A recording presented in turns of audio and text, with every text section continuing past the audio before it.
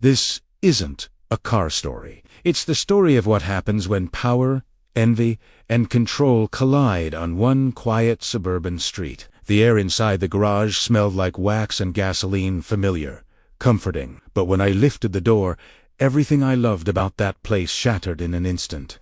My midnight blue Lamborghini Huracan, the one thing I'd saved for through 20 years of deployment and discipline, was wrecked. Windshield spider-webbed hood crate, mirrors hanging by their wires like broken bones. I froze, breath going shallow. The only sound was the soft tick of cooling metal. Then I saw it, a tiny fleck of pink nail polish stuck to a shard of glass near the front tire. Cold crept up my spine. Linda Barrett, H.O., a secretary, neighborhood watchdog, self-appointed goddess of community harmony. I'd seen that exact pink on her nails every day she strutted past my house, clipboard in hand, measuring people's lawns, like she was grading soldiers at inspection. I reached for my phone, opened the security feed, and there she was. 2:07 a.m. Linda Barrett, holding a sledgehammer. Before we dive deeper into this insanity, drop your location and local time in the comments. And if you love seeing HOA justice served cold, hit that subscribe button now, because this one goes from petty to criminal real fast. When I first moved into Maplewood Estates, I thought I'd finally found peace. After 2 decades overseas, I just wanted quiet. A street lined with oak trees, the smell of cut grass, kids on scooters till dinner. For 15 years, it was perfect. Then came the HOA. At first, it seemed harmless. They repainted mailboxes, trimmed bushes, even hosted a summer barbecue about neighborhood pride. Then she showed up, Linda Barrett, the new secretary. Mid-50s, hair like plastic straw, always in a pantsuit, even to check her mail. Sunglasses the size of fear, the kind of women who measured power in bylaws and laminated rule books. The first time we met, I was walking Ranger, my German Shepherd. She stopped me. "Do you have an approved leash length?" she asked. I thought she was joking. She wasn't. She handed me a printout with leash dimensions and said, "Some homeowners prefer shorter leads for aesthetic harmony." Aesthetic harmony. That was the day I realized this. HOA wasn't about community. It was about control. Still, I brushed it off. I'd faced worse mortar. Ambushes commanders with bigger egos.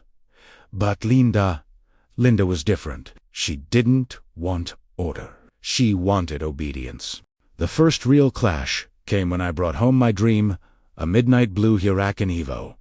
For me, it wasn't a flex. It was a milestone, proof that after surviving chaos, I'd earned something beautiful. That Saturday morning, sunlight glinted off the paint like liquid sapphire. Neighbors came by to look. Kids gawked. Even Greg Miller, the HOA president, gave me a thumbs up. Everyone loved it. Everyone. Except Linda. She appeared like a shadow. Clipboard in hand, lips pursed tight enough to crack glass. "Beautiful car," she said flatly, "though I'm not sure a commercial-grade vehicle aligns with HOA guidelines." "Commercial grade?" I laughed. "It's a car, not a bulldozer." She squinted. "Some of us find displays like this can affect property values." I smiled the way soldiers do when they're 1 inch from snapping, tight, polite, deadly calm. "Well, good thing I'm not selling property then." Her jaw twitched. She scribbled something down and walked away. That was our first skirmish. From that day on, I'd catch her circling my house, pretending to check mailboxes, crouching near my yard, taking pictures of clover patches. One afternoon, I got a letter taped to my door. Notice of weed infestation. Corrective action required in 48 hours. I almost laughed. I had a landscaping team. But Linda wasn't after my lawn. She was testing me. Primera K led Greg, the HOA president. He sighed. "Ignored it, Ethan. She's overenthusiastic." Overenthusiastic. Yeah, and Renee's allowed party favors, but I didn't push back. Not yet, because deep down, I knew what she really wanted wasn't my compliance. It was my reaction, and that was something I'd spent years training never to give. But control freaks don't stop when you ignore them. Escalate. And soon, Linda's clipboard would turn into a weapon. The thing about power, it's like a drug. Once someone gets a taste of control, they'll rewrite reality just to keep it. For a while, I tried to live around her. I kept my garage closed, mowed the lawn twice a week, followed every HOA guideline, like it was carved in stone. But no matter what I did, Linda Barrett always found something wrong. She called the police on neighborhood kids for riding bikes too loudly, filed noise complaints because I played classic rock while waxing the car. Once, she even argued with old Mr. Carter down the street because his garden hose wasn't an approved color. Every week, a new letter. Every month, a new rule. The rest of the HOA board hated it, but no one wanted to confront her. See, Linda was clever. She hid her tyranny behind paperwork and fake politeness. And for the people who just wanted peace, that was enough to stay quiet. But I'd seen this kind of control before. In war zones, it wears a uniform. In suburbia, it wears pearls and a smile. One Saturday, I was detailing the Lamborghini, music low, garage open, Ranger napping near the doorway. It was a normal morning, until the sunlight disappeared. Her shadow filled the frame. "Excuse me," she snapped, arms crossed tight. "You can't operate a commercial garage here." I straightened up slowly. "I'm not operating anything. I'm just cleaning my car. You have equipment, chemicals, noise. You're clearly running a detailing business." "Linda, the only client here is me." She raised her phone and started filming. "I'm documenting this violation." I looked at the camera lens, like I'd looked at hostile drones before. Calm, steady, unreadable. "You're trespassing," I said evenly. "Please leave." This is public enforcement. As HOA secretary, I have the authority to ensure compliance, then comply with my request to get off my property. Her lips pinched into a thin line. "You'll regret this. Say left." By Monday morning, 3 violation letters appeared in my mailbox. Excessive noise, commercial activity, failure to maintain closed garage policy. There was no such policy. Greg called that night, sounding exhausted. "She's out of control, Ethan. We're calling an emergency board meeting next week." "Do it," I said quietly, "but I'll handle myself in the meantime." That was the moment I shifted. No longer frustrated, just ready. In the military, we called it yellowlevel.com, the stage between peace and combat, where you breathe evenly, but your blood hums with focus. And I could feel it. This wasn't going to end with letters. Linda's obsession wasn't about rules anymore. It was personal. She wasn't protecting the neighborhood. She was defending her ego. She started circling my driveway 3 times before lunch, twice after sunset. Always with her phone out, always recording. Once, I saw her timing my garage door, literally timing it, as if 5 seconds too long would summon the apocalypse. At night, I'd sit on my porch with Ranger at my feet, watching her windows glow. I'd survived ambushes quieter than her paranoia. I wasn't the only one noticing, either. Neighbors whispered. Greg started avoiding her calls. Nina Lopez, the realtor on the board, told me privately that Linda was drafting new bylaws just to target me. That's when I realized I wasn't dealing with a control freak. I was dealing with someone unraveling. Then came the final notice. Taped to my garage door, printed in all caps. "Cease non-compliant activities immediately. Violation of HOA operation standards." The bottom was signed, Linda Barrett, HOA Secretary, CC, County Zoning Department. Except the county had nothing to do with HOA enforcement. It was fake. A forged scare tactic. I tore it off and tossed it. That night, I caught her outside again, flashlight scanning my driveway like she was searching for evidence. "You lose something?" I called out. "Say hump." "I'm conducting an inspection for potential oil leakage. That car of yours is not suitable for residential use. It's a car, Linda, not a tank. Same difference. It disturbs the harmony of this neighborhood. I laughed softly. Harmony? You've harassed half the people on this street. Her lips curled. You don't belong here, Ethan. This isn't a base. It's a community. That word community dripped out of her mouth, like poison wrapped in honey. I didn't answer. Just walked inside, but as I closed the door, I heard the faint click of her phone camera. That was the sound of a declaration. A war scent in silence. When someone like Linda runs out of rules to weaponize, they turn to revenge. And the night she crossed my fence line, it stopped being a neighborhood dispute. It became survival. You can fight an enemy in uniform. You can even reason with one holding a gun. But the ones who destroy you with whispers, they're the most dangerous of all. For 2 weeks, Linda Barrett went quiet.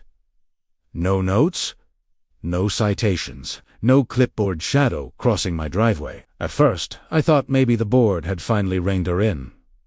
Maybe Greg's emergency meeting had worked. But peace in Maplewood Estates had started to feel like silence before artillery. And I was right. The first sign came at the local cafe near the highway. The barista, young guy who lived 2 streets over Linden, and said, "Hey, Ethan, you okay, man? I heard you're being investigated by the HOA. I blinked. Investigated? For what? He looked uneasy. Linda's been saying you're running an unlicensed business out of your garage. That you've got strangers coming in at night. She posted about it on the neighborhood Facebook page. I almost laughed. Those strangers are my VA, physical therapists. I'm rehabbing my knee, not running a chop shop, but my stomach still twisted. Rumors spread faster than truth, especially when they came from someone who wrapped lies in concern. When I got home, Greg was waiting on my porch, holding a coffee cup and a look that said he hadn't slept. She's accusing you of endangering the community, he sighed. Says your car chemicals could cause an explosion. I stared at him. So now I'm a terrorist. She didn't use that word, but she hinted. That was the moment I realized Linda had shifted her attack. If Sikolden T beat me with rules, she'd destroy my reputation instead. The neighborhood split in half. Some neighbors stopped by pretending to check on me, curiosity written all over their faces. Others avoided me entirely. Even Ranger could sense it. He'd growl when she passed the house. Hackles up, tail rigid. I'd tell him, "Easy, boy." But truth was, he was right to be tense, because Linda wasn't just watching anymore. She was plotting. I started noticing small things. The motion light flickering at 3 a.m. Garbage cans knocked over, but only mean scratches barely visible along the Lambo SA door handle. Minor things, but deliberate. When I confronted Greg again, he sounded worn down. She's threatening to sue the HOA now. Says we're discriminating against her because she's a single woman. I laughed bitterly. Tell her I'll write a statement. Persistent hostility under fire. He didn't smile. Just said, "Keep your head down, Ethan. We're trying to vote her off the board." Head down, sewer. But I'd learned a long time ago when someone declares war and whispers, you don't duck. You document. So, I went full soldier mode. I upgraded the security system, installed motion lights on all sides of the house. Infrared cameras synced to cloud backup, even a silent alarm that pinged my phone for any movement near the garage. Paranoid? Maybe. But combat teaches you this. The worst attacks come after the quietest nights.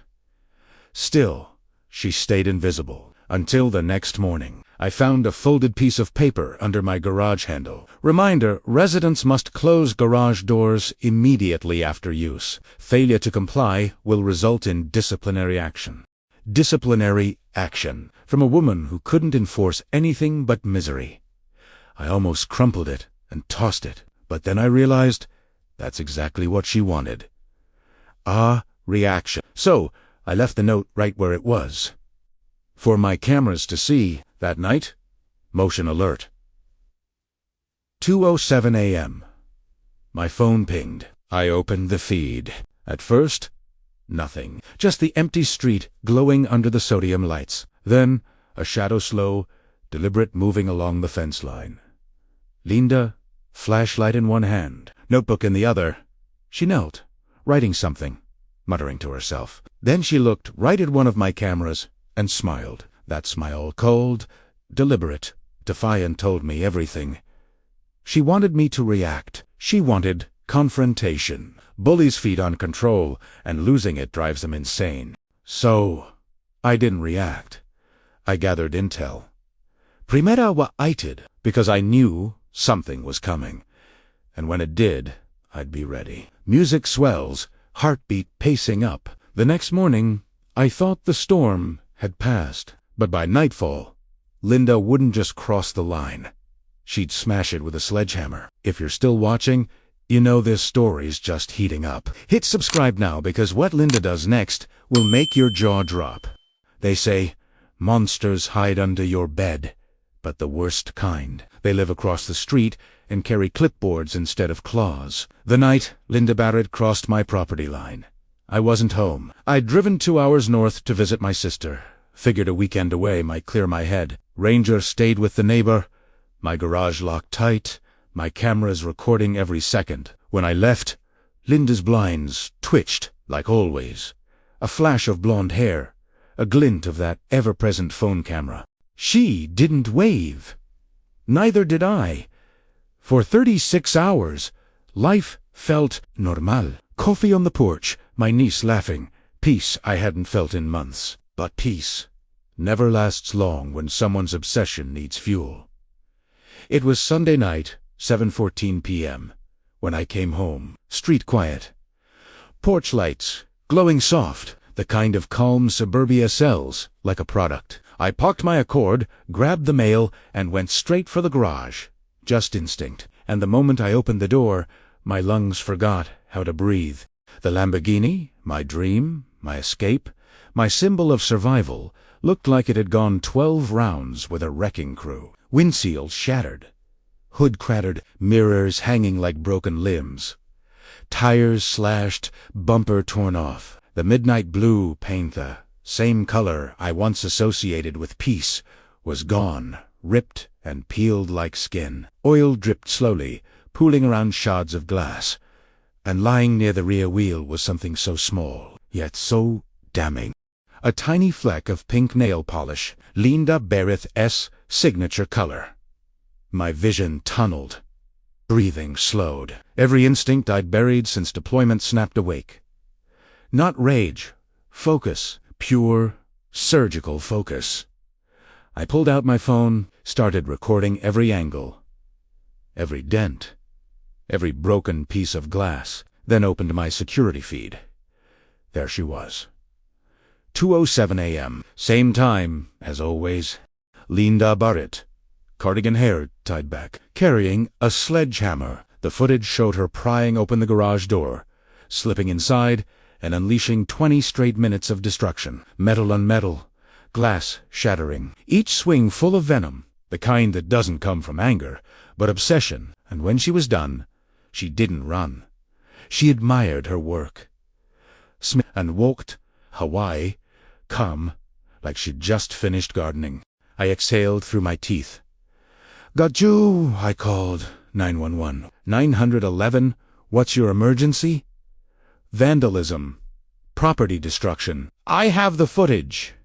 Is the suspect known to you? Oh yeah, I said. Too well. Within minutes, red and blue lights painted the driveway. Officer Grant, a tall, quiet man with eyes that had seen enough nonsense for one career, stepped out. He circled the car once, let out a low whistle. "You sure this wasn't a break-in attempt?" "Nothing else was touched," I said. "Tools, bikes, shelves, everything's still here."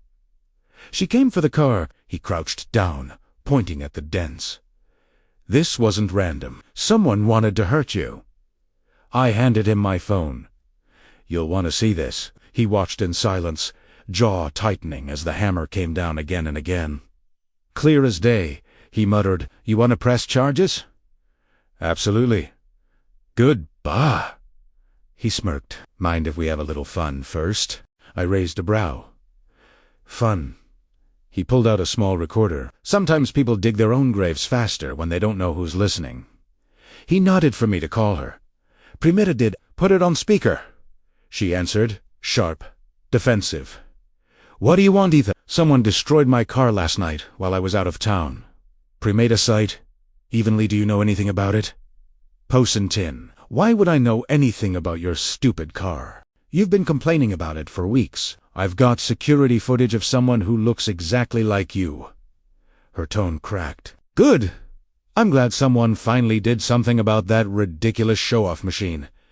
You think you're special, don't you? Flashing your money around while the rest of us live normal lives. You're just some broken-down soldier living off sympathy checks. Officer Grant mouthed. Keep her talking. I took a breath. Linda, are you saying you destroyed my car? Damn right. I did. Every night I had to look at that thing. Remember you some washed-up vet acting better than everyone else. Ma'am, Grant interrupted, voice calm and cold. This is Officer Grant, with the city police. You just confessed to felony vandalism. We'll be at your residence shortly. See Lindsay. Then a clatter, the phone dropping.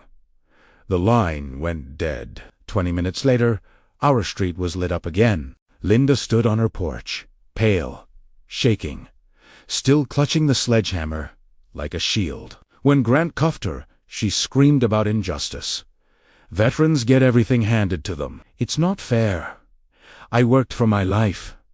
I didn't say a word, just watched as the patrol car drove off, with her still shouting my name. That night, I thought it was over.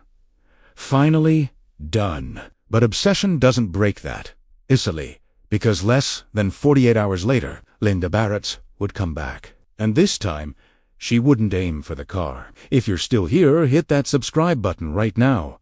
Because the next chapter, Linda's obsession stops being about property and starts being about revenge. Some enemies attack your reputation. Others attack your peace. But the truly dangerous ones, they come back after you think they're gone. Linda Barrett was arrested that Sunday night. By morning, my insurance company had the footage, the police had the report, and the HOA board had a full-blown crisis meeting. It felt like victory. Neighbors peeked through blinds as the story spread. HOA secretary arrested for felony vandalism. I'd gone from the guy with the loud car to the guy who took down the tyrant. For the first time in months, I could breathe. But peace never lasts when madness still has breath. 2 days later, Nina Lopez, the realtor from the board, called me in a whisper. Ethan! She's out. What? I asked. You mean bail? Yeah. Her sister posted bond. She's been calling everyone, saying you framed her, claims the video was fake. I laughed quietly. She confessed on a recorded line. Nina. I know, she said, but she's spinning it, calling it PTSD discrimination. Says you threatened her. I rubbed my temples. She smashed my car with a hammer, and I'm the threat. Just be careful, Nina said. She's humiliated. People like that don't forgive. They retaliate. That night, I checked every camera. Every lock. Every sensor. All clean. But I didn't sleep. Because I've been in places where silence doesn't mean safety. It means something's stalking the perimeter. By 6:42 p.m. the next evening, one of my side gate cameras flickered static for exactly 2 seconds before resuming a test.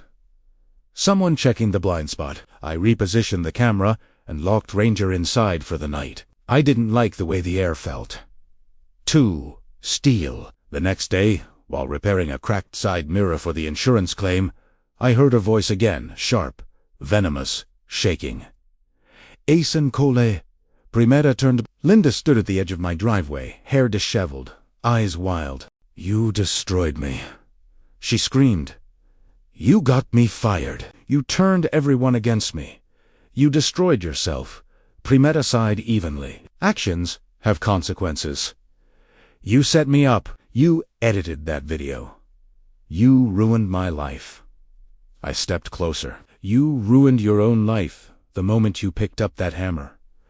Her nostrils flared. "You think you're some kind of hero, but you're just a bully hiding behind a uniform. The difference between us, Linda," I said, voice calm but cold, "is that I earned my scars doing something useful. You earned yours measuring other people's lawns." Her face twisted. She pointed at me, trembling. "I'll make you pay for this." She stormed off. I didn't chase her, but my cameras did. Every second, every frame. That's when I noticed it something glinting under the streetlight after she left. Ah, key. I picked it up, using gloves. It had a small sticker that read, "Garage." My stomach sank. Last year, when the HOA standardized emergency keys, I'd submitted one for safekeeping through Linda. She'd kept a copy. That wasn't just obsession anymore. That was premeditation. I called Officer Grant. He didn't even try to hide his disbelief. "You're telling me she still has access to your property?" "Had," I corrected.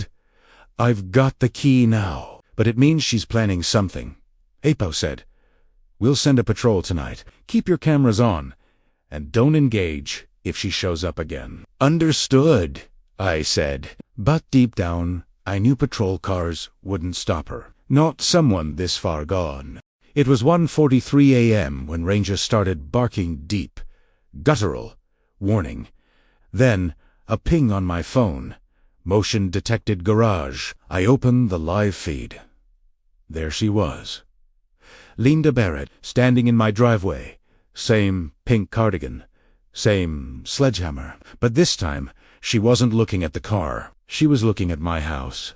I called 911 instantly. "This is Ethan Cole. The woman who vandalized my car is back. She's armed and trying to break in." "Stay on the line," the dispatcher said. "Unitsare en route, do not engage." But before backup could arrive, Linda started screaming loud, shrill, broken. "You ruined my life, you bastard. I'll finish what I started." The hammer struck my front door. Boom! Wood splintered. Ranger barked furiously. "Second strike. Louder. 10. Silence." A breath. A heartbeat. She was about to swing again when I opened the door halfway. Years of training took over. One move. Sidestep. Grab. Twist. Her wrist snapped back. The hammer clattered to the concrete. She screamed, clawing at my face, nails slicing the air. Her breath stank of vodka and hatred. "Stand down," I barked. Said Ethan. So I did what I had to do, one controlled strike to the jaw. Not rage, just reflex. She collapsed instantly. When the police arrived minutes later, Officer Grant just stared at her on the ground, shaking his head. "You've gotta be kidding me," he muttered. "Didn't she just make bail?" "She did," I said flatly, "and she brought her weapon of choice." Paramedics loaded her up. Alive, bruised, screaming conspiracy theories between sobs. Grant turned to me. "You okay?" "I'm fine," I said. "Just tired." He nodded slowly. "She's done, Ethan. This time, she won't see daylight for a while." I wanted to believe him, but I've seen enough battles to know. Victory is never that simple. Because even behind bars, Linda Barrett's obsession wasn't finished. And when she came back the third time, she wasn't just after me. She was after everything I stood for. If you're still watching this far, hit that subscribe button, because this isn't the end. The final chapter proves just how far obsession can go when envy turns into madness. Some wars end with peace. Others end when the enemy finally destroys themselves. Linda Barrett spent 2 nights in county jail before her lawyer got her out again. Temporary mental distress, they argued. The system bought it. When Officer Grant called to tell me, his voice was pure disbelief. "She's out again, Ethan. Keep your doors locked." "She's not stable." I laughed without humor. "Grant, at this point, my doors have more locks than Fort Knox." But inside, I knew this wasn't over. That week, Maplewood Estates pretended to go back to normal. Kids plied, sprinklers hissed. The illusion of peace crept back into the cul-de-sac, but everyone's eyes said the same thing. When will it happen again? And sure enough, it did.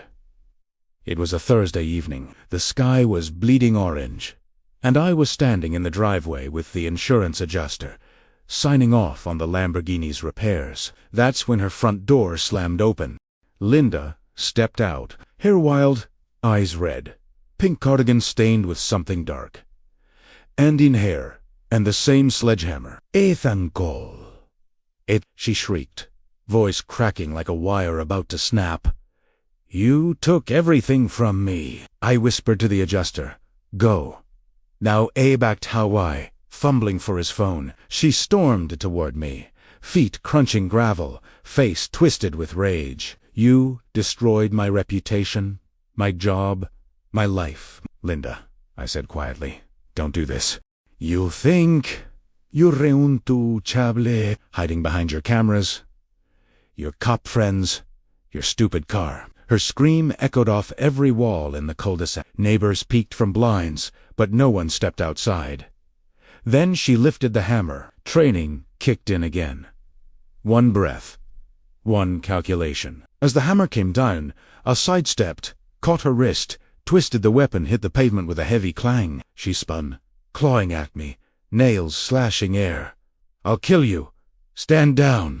"Se lunge." One clean, controlled strike, just enough to stop her.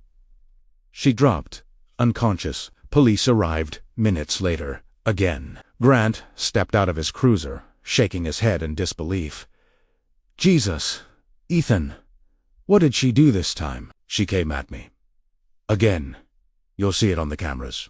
He looked at her lying on the driveway, cuffed and screaming when she came to. "You broke into a veteran's home while on bail for felony vandalism," Grant said flatly. "Congratulations. You just earned yourself years, not months." She howled as they dragged her away. "This isn't over. I'll sue all of you," Grant muttered. "You might want to focus on your plea deal first." When the street finally cleared, silence fell heavy.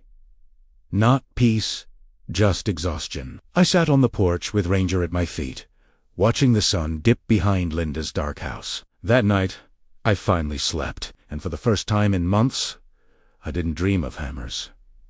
3 days later, Grant showed up again. "Judge denied bail," he said. Her lawyer didn't even fight it. Between the confession, the footage, and now the assault, she's looking at 3 to 5 years. "Justice," I murmured. Finally, he gave a small smile. "You handled yourself better than most. Discipline saves lives." Ethan. 6 weeks later came the trial. I didn't want to go, but Grant insisted. "Your testimony will close the case." When I entered the courtroom, Linda looked smaller. No clipboard, no arrogance. Just a broken woman in an orange jumpsuit staring at the floor. The footage played. Her with the hammer. Her confession on the phone. Her charging across my lawn like a storm. The jurors didn't even flinch. When the verdict came, it was unanimous. Guilty on all counts. 5 years in state prison. Mandatory psychiatric evaluation. Linda broke down, sobbing. I felt nothing. Not hate, not joy, just relief, quiet and heavy, like dust after an explosion. After the trial, the HOA board finally cleaned house. Greg Miller resigned. Nina Lopez rewrote the charter to limit power. No single person could ever hold unchecked authority again. For once, Maplewood Estates started to feel human again. Kids back on bikes. Neighbors saying hello. Even the mailman smiled. When the Lamborghini finally returned from the shop, it looked brand new. Beter, eben, midnight blue gleaming under the afternoon sun, a symbol of resilience. I ran my hand over the hood. "Welcome home, buddy." Ranger barked softly, tail wagging. Months passed. Linda's house sold to a young family navy. Shutters, hanging plants, laughter on the porch. No one mentioned her name, but sometimes, at night, I'd glance toward that house and remember the truth I'd learned through all of it. Evil doesn't always carry a weapon. Sometimes, It carries a rule book and a sense of entitlement sharp enough to cut through peace. One evening, Officer Grant stopped by again, leaning on his cruiser as I washed the car. "Looks brand new," he said. "Feels brand new," I replied. A smirked. Funny thing we found out during sentencing. Linda used to work at a luxury car dealership, got fired for stealing a client's keys and joyriding. I shook my head. Guess old habits really do die hard. "Yeah," he said. "At least her next ride's a prison transport." We both laughed. Easy, light, final. People think revenge stories end with destruction, but this one isn't about destruction. It's about survival, because Linda didn't destroy me. She tested me and failed. She proved that real strength isn't about fighting back harder. It's about refusing to become what you hate. And when her porch light finally flicked off for good, I knew one thing for sure. She lost everything trying to prove I didn't deserve peace. But peace isn't something you're given. It's something you defend quietly, patiently, and without fear. If you made it this far, drop a comment and tell me. Have you ever faced someone who tried to take your peace away? And if you love stories where karma hits harder than a hammer, hit that like button and subscribe, because there's always another wild HOA tale around the corner.